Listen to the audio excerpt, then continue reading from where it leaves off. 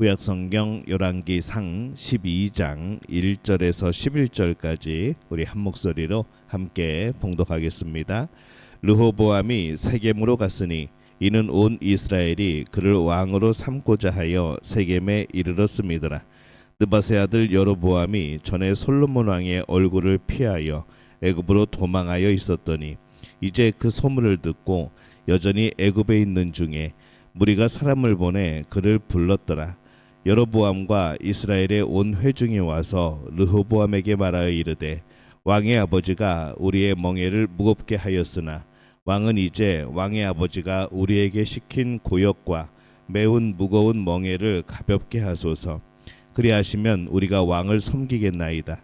르호보암이 대답하되 갔다가 3일 후에 다시 내게로 오라 하매 백성이 가니라.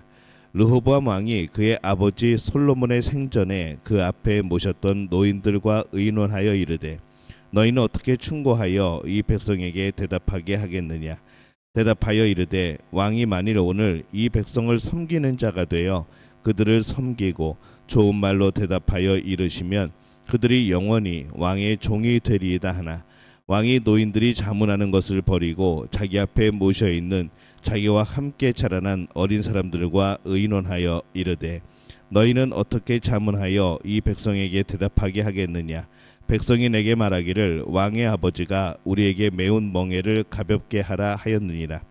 함께 자라난 소년들이 왕께 아뢰어 이르되 이 백성들이 왕께 아뢰기를 왕의 부친이 우리의 멍에를 무겁게 하였으나 왕은 우리를 위하여 가볍게 하라 하였은즉 왕은 대답하기를 내 새끼 손가락이 내 아버지의 허리보다 굵으니 내 아버지께서 너희에게 무거운 멍에를 매게 하였으나 이제 나는 너희의 멍에를 더욱 무겁게 할지라.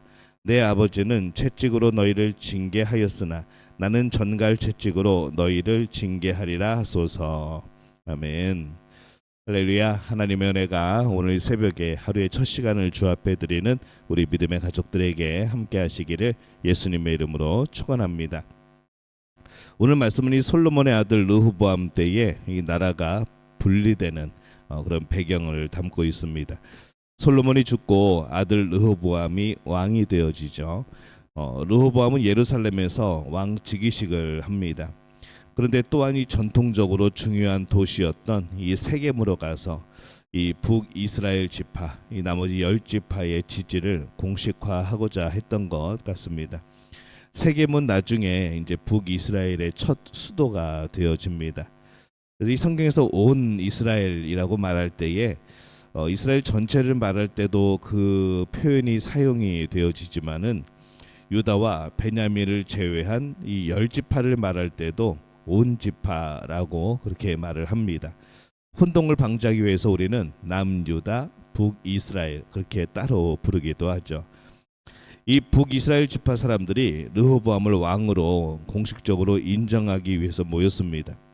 근데 그들이 한 가지 조건을 붙이죠.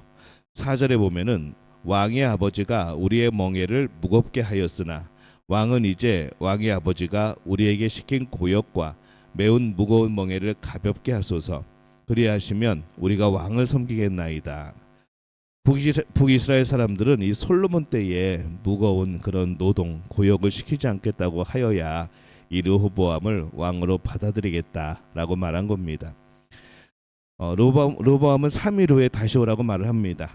선택의 중요한 순간에서 일단 판단을 보류하고 좀 더 지켜보고 현명하게 처신하고자 한 거죠. 6절에 보면은 르호보암 왕이 그의 아버지 솔로몬의 생전에 그 앞에 모셨던 노인들과 의논하여 이르되 너희는 어떻게 충고하여 이 백성에게 대답하게 하겠느냐. 이 르호보암은 나이가 많은 대신들이 자신에게 어떻게 해야 되는지 이제 조언을 구합니다. 오늘 이 백성이 섬기는 자가 되어 그들을 섬기면 그들이 영원히 왕의 종이 되리이다 라고 충고를 하죠. 이 노인들의 이 나이 먹은 아주 노련한 신하들은 르호보암에게 아주 현명한 충고를 합니다. 왕은 본래 섬기는 자이니까 그러니까 이 르호보암이 북이스라엘 백성을 부리는 사람이 아니라 섬기는 사람으로서 그들의 요구를 들어주는 것이 마땅하지 않은가라고 조언을 한 거죠.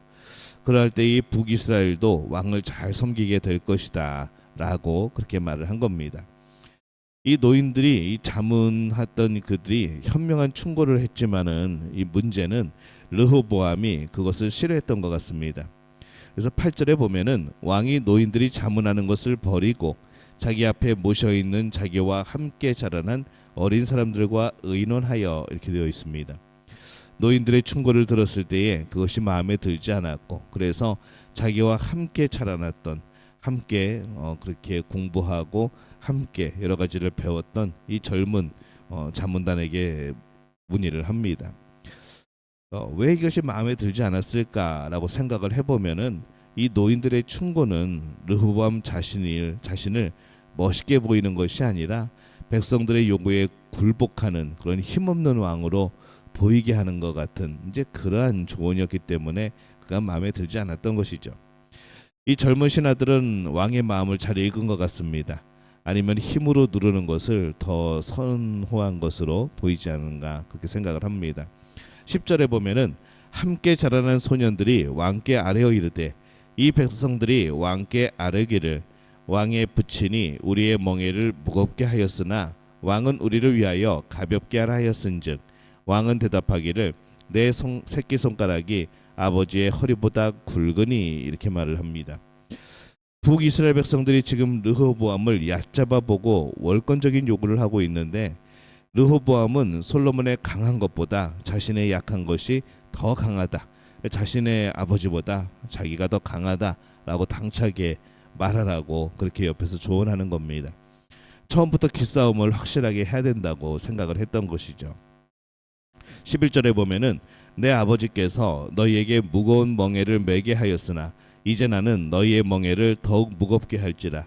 내 아버지는 채찍으로 너희를 징계하였으나 나는 전갈 채찍으로 너희를 징계하리라 하소서.